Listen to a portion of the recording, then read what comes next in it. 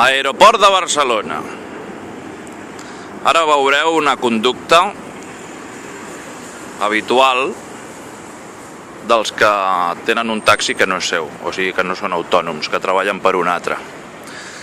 Aquí teniu tots els autònoms amb el motor desconnectat i descansant. Començo a sentir un motor. Aquí el teniu. I aquí hi ha dins